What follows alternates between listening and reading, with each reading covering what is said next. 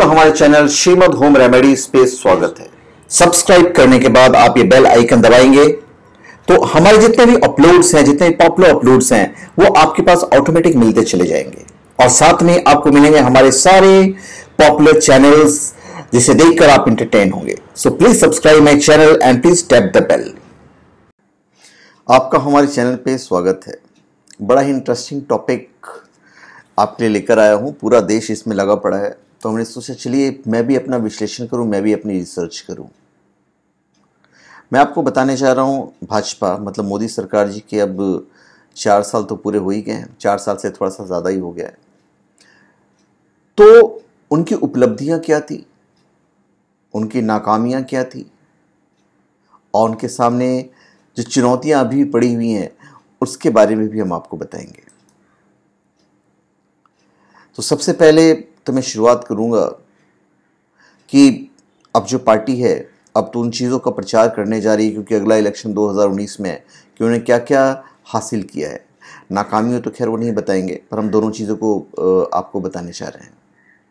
देखिए, तथ्यों और तर्कों के साथ भावनाओं और व्यक्तिगत पसंद नापसंद से परे मैं ये बात करूंगा। पहले साल लोगों ने कहा कि अभी कुछ कहना जल्दबाजी होगी, बिल्कुल सही बात है। दूसरे साल लोगों ने कहा कि कोई जादू की छड़ी नहीं है। तीसरा साल, चौथा साल तो टूटे और अधूरे वादों की एक लंबी फहरिस्त है, खास तौर पर रोजगार और विकास के मामले में। सरकारी आंकड़े ही चुगली कर रहे हैं कि रोजगार के नए अवसर और बैंकों से मिलने वाले कर्ज दोनों इतने नीचे पहले कभी नहीं गए। लेकिन जन धन योजना के तहत 25 करोड़ खाते खुलना और उज्ज्वला स्कीम के तहत गरीबों घरों तक गैस पहुंचना निसंदेह कामयाबी है, कोई डाउट नहीं है इसमें। लव जिहाद, एंटी रोमियो स्क्वाड, गोरक्षा, घर वापसी, राम मंदिर और हिंदू राष्ट्रवाद जैसे जो मुद्दे उठे हैं, सरकार रोजगार, शिक्षा, स्वास्थ्य और अर्थव्यवस्था से कम अहम नहीं रहे हैं। सर्जिकल स्ट्राइक और नोटबंदी जैसे 2 अति नाटकीय फैसले भी हुए, जिनके विस्तृत और विश्वसनीय परिणाम अब तक जनता या मीडिया के सामने नहीं आए हैं। हाँ, भावनात्मक लाभ सरकार को जरूर मिला है। देखिए, मोदी जी ने कुछ तो किया होगा, तभी इतने लोकप्रिय हैं। मैं इस बात को ये नहीं कर रहा हूं कि मोदी जी के मैं एंटी हूं या मोदी जी के फॉर में बोल रहा हूं। मैं एक विश्लेषण कर रहा हूं, मोदी जी ने कुछ तो किया होगा तभी इतने लोकप्रिय हैं। इस तरह सोचने के बदले ठोस तर्कों के आधार पर मोदी सरकार की कितनी तारीफ की जा सकती है, ये असली सवाल है। देखिए, ऐसी कोई सरकार नहीं हो सकती, चाहे कांग्रेस की रही हो, भाजपा की रही हो, किसी की भी रहे, जो कुछ भी काम नहीं करे या सब कुछ गलत करे। और ऐसा भी नहीं है कि सब कुछ जय जयकार के लायक हो। तो जाहिर है कि सच कहीं बीच में छिपा हुआ है, जिसे हम ढूंढने की कोशिश करेंगे और हम आपको बताना चाहेंगे। तो सबसे पहले तो हम थोड़े से वाद विवाद में हम वाद की तरफ जाएंगे, उनकी कामयाबी की तरफ जाएंगे। देखिए, जन धन योजना के तहत 15 करोड़ से अधिक बैंक खाते खुले हैं, ये डाटा है। जीवन बीमा और पेंशन वाले 10 करोड़ से अधिक के डेबिट कार्ड जारी हुए हैं। कॉर्पोरेट सेक्टर ने मोदी के स्वच्छ भारत अभियान को अपनाया है। आज भी जब हम रोड पे जाते हैं तो हम सोचते हैं हम कचरा नहीं फेंकें, यंगस्टर्स तो खास करके ध्यान रखते हैं।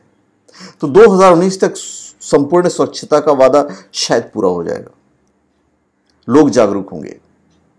रसोई गैस में नगद सब्सिडी हस्तांतरण योजना लागू हुई है। सब्सिडी में सालाना $5 अरब बचत की उम्मीद थी। डीजल मूल्य भी नियंत्रण मुक्त हुआ। रेल अवसंरचना में विदेशी निवेश को अनुमति और सीमा तय नहीं है। रक्षा में विदेशी निवेश सीमा बढ़ाकर 49% और प्रौद्योगिकी हस्तांतरण मामले में सीमा 74%। रक्षा खरीद में तेजी हुई क्योंकि देश की सुरक्षा का सवाल है, तो होना भी चाहिए। जो राफेल युद्धक विमान की खरीदारी को मंजूरी मिली है, वो भी एक कांग्रेस ने शुरू किया था, पूरा भी हुआ है। सत्ता के 4 सालों में मोदी सरकार ने आर्थिक, सामाजिक एवं शैक्षिक मोर्चे में किए गए अपने वादों को निरंतर पूरा करने का प्रयास किया है। अब से 4 साल पहले प्रधानमंत्री नरेंद्र मोदी ने 1 अरब से अधिक भारतीयों के जीवन को बदलने का संकल्प लेते हुए पद ग्रहण किया था। 48 महीनों में मोदी सरकार ने वो उपलब्धियां हासिल की जिन्हें पूर्व की सरकार 48 वर्षों में भी नहीं कर सकी। किस पॉइंट पे? चाहे वो आर्थिक हो, सामाजिक हो, शैक्षिक या अन्य कोई मोर्चा हो, इस सरकार ने लोगों की अपेक्षाओं को पूरा करने की हर संभव प्रयास किया है। इस बारे में दो राय नहीं कि प्रयास नहीं किया है। राजनीतिक परिणामों के संबंध में विचार किए बिना प्रधानमंत्री द्वारा बहुत से ऐसे निर्णायक और साहसिक फैसले लिए गए जिनका परिणाम देश को आने वाले समय में दिखाई देगा। विमुद्रीकरण और वस्तु एवं सेवा कर इस बात का उदाहरण है। डीमोनेटाइजेशन से जो फायदा है, ये इतना जल्दी फायदा तो खैर नहीं दिखेगा, मालूम पड़ेगा। ये विमुद्रीकरण के परिणाम स्वरूप बहुत बड़ी मात्रा में वैध धन का अर्थव्यवस्था में प्रवाह हुआ है। जीएसटी के तहत 1 करोड़ से अधिक करदाताओं ने पंजीकरण किया है। वित्त वर्ष 2017-18 में दायर आयकर रिटर्न की संख्या बढ़कर 6.84 करोड़ हो गई है, जो वित्त वर्ष 2013-14 से 80.5% अधिक है। इसके अलावा 31.52 करोड़ जन धन खाते खोले गए। ये सभी आंकड़े आम जन का सरकार में उच्च विश्वास को दर्शाता है, जिसके परिणाम स्वरूप उच्च कर का अनुपालन सुनिश्चित हो पाया है। बीमा और पेंशन में विदेशी निवेश की सीमा बढ़कर 49% की हुई है। कोष जुटाने के लिए बैंकों को आईपीओ, एफपीओ लाने की अनुमति है, बशर्ते सरकारी हिस्सेदारी 52% से अधिक हो।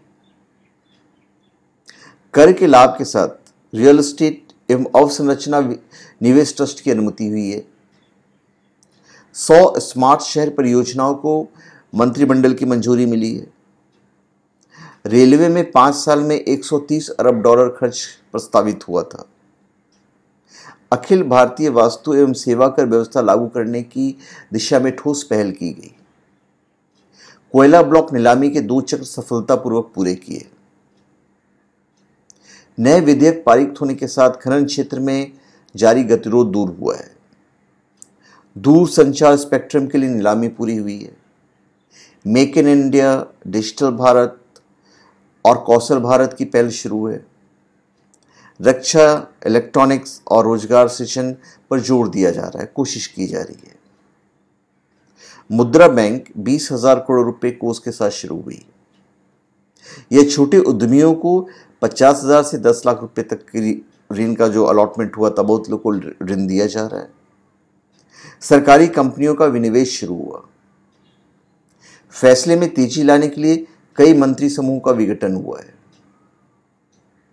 केंद्र और राज्य के बीच राजस्व बंटवारे पर 14वें वित्त आयोग की सिफारिशें लागू हुई। प्रधानमंत्री नरेंद्र मोदी से प्रेरित होकर देश के प्रत्येक नागरिक ने स्वच्छ भारत अभियान के तहत अपने आसपास के क्षेत्र को साफ रखने के लिए प्रतिबद्धता व्यक्त की है। इतना ही नहीं, लगभग 7.25 करोड़ से अधिक शौचालय बनाए गए हैं और बनी है शौचालय, ऐसा नहीं है किसी पेपर पे बनाए गए हैं। 3.6 लाख से अधिक गांव और 17 से अधिक राज्यों एवं केंद्र शासित प्रदेशों को खुले में शौच से मुक्त घोषित किया गया है। महिलाओं के लिए बहुत सारी योजनाएं बनाई गई हैं। इस्पात, कोयला और बिजली परियोजनाओं की मंजूरी के लिए एकल खिड़की प्रणाली है। कृषि उत्पादों में महंगाई नियंत्रित रखने के लिए कीमत स्थिरीकरण कोष स्थापित किया गया है।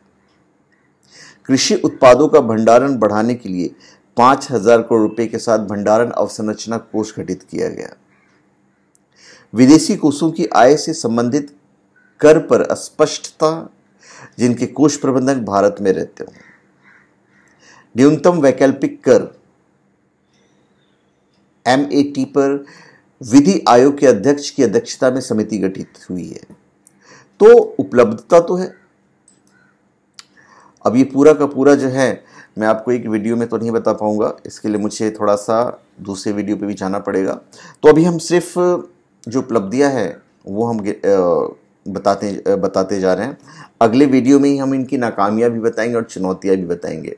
अगले वीडियो जो उपलब्धियाँ हैं उनमें से हम महिलाओं के लिए उन्होंने जो किया है उस उपलब्धि पे आएंगे। तो धन्यवाद, आप सबका हमारे चैनल पे स्वागत है। आप हमारे चैनल पे सब्सक्राइब करें और अपने कमेंट दीजिए। धन्यवाद।